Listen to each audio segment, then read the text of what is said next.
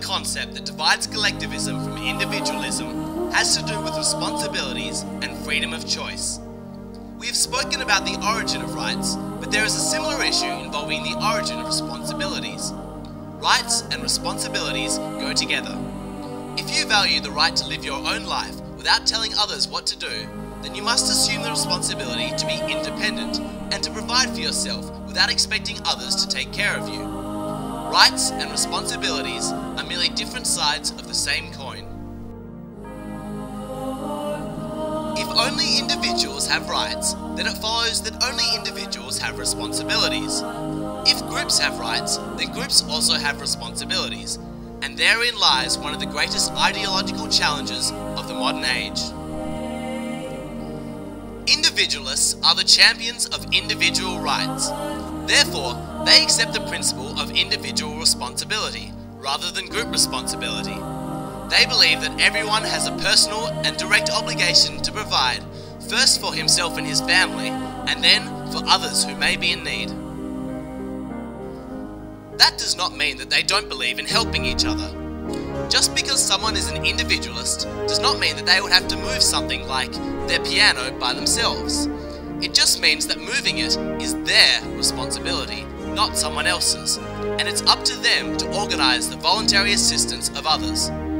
The collectivist, on the other hand, declares that individuals are not personally responsible for charity, for raising their own children, providing for aging parents, or even providing for themselves.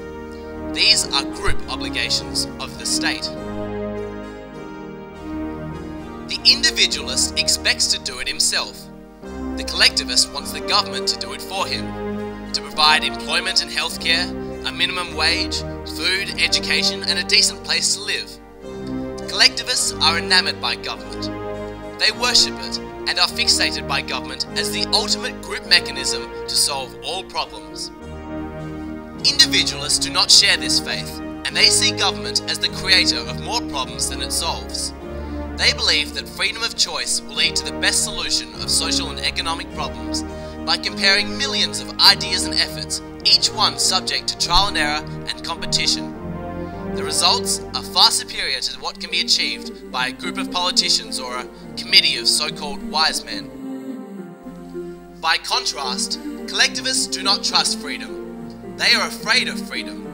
They are convinced that freedom may be alright in small matters such as what colour socks you want to wear, but when it comes to important issues such as the money supply, banking practices, investments, insurance programs, healthcare, education and so on, freedom will not work. These things, they say, simply must be controlled by the government.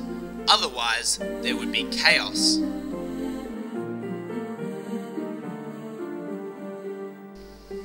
There are two reasons for the popularity of that concept. The first is that most of us have been educated in government schools, and that is what we were taught. The second is that government is the one group that can legally force everyone to participate. It has the power of taxation, backed by jails and force of arms, to compel everyone to fall in line, and that is a very appealing concept to the intellectual who pictures himself as a social engineer. They believe it is their obligation to mankind, as the enlightened ones, to make decisions on the behalf of society, for most are too dumb to know what their own best interests are. Individualists also believe that they are right, and that the masses seldom do what they should, but they do not accept that you can force people to comply with your will. To do this would be to establish a principle that would open the door for others, representing larger groups, to compel them to act as they decree, and that would be the end of freedom. One of the quickest ways to spot a collectivist is to see how he reacts to public problems. No matter what bothers him on his daily routine, whether it's littering the highway, smoking in public, dressing indecently, bigotry, or even sending out junk mail, his immediate response is, "There ought to be a law." Of course, the professionals in government who make a living from coercion are more than happy to cooperate. The consequence is that government just keeps growing and growing. It is a one-way street. Every year there are more and more laws and less freedom. Each law by itself seems relatively benign, justified by some convenience or for the greater good of the greater number. But the process continues indefinitely, until government is total and freedom is dead. Bit by bit, the people themselves become the solicitor of their own enslavement.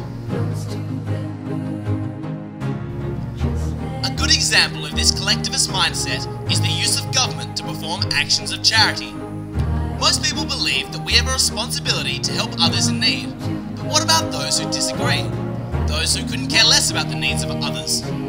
Should they be allowed to be selfish while the rest of us are so generous? The collectivist sees people like this as justification for the use of coercion, because the cause is so worthy.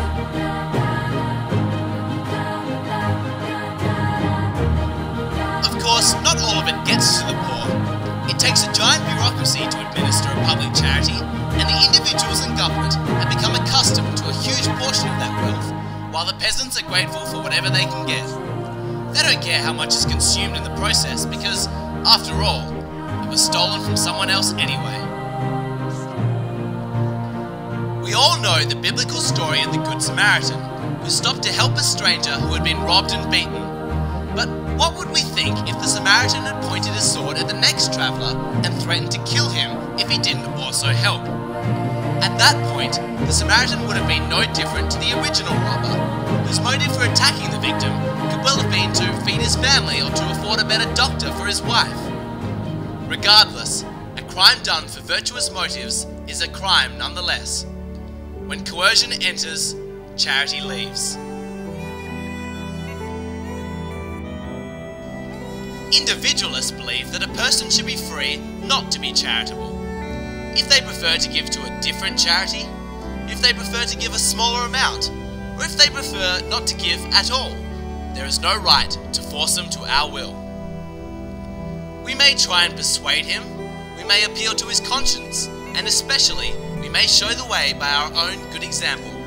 But individualists reject any attempt to gang up on him, either by physically restraining him while removing money from his pockets, or by using the ballot box to pass laws that would take his money through taxation. In either case, the principle is the same. It's called stealing.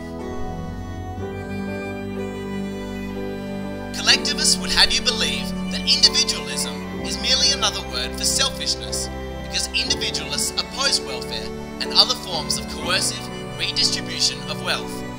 But just the opposite is true. Individualists advocate true charity, which is the voluntary giving of their own money, while collectivists advocate the coercive giving of other people's money, which is of course why it's so popular. One of the most popular slogans of Marxism is, "From each according to his ability, to each according to his need." That is the cornerstone of theoretical socialism, and it is very appealing, but it is an incomplete concept. The unanswered question is how. How is this to be accomplished? Shall it be in freedom or through coercion? For the individualist, a worthy objective does not justify committing theft or surrendering freedom, while for the collectivist, the ends justify the means. In the next part of this series, we examine equality and inequality under law.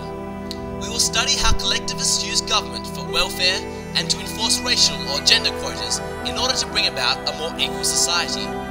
We will also study the opposite view of individualism, that regardless of personal inequalities of means or circumstances among individuals, we all deserve the same equality under the law.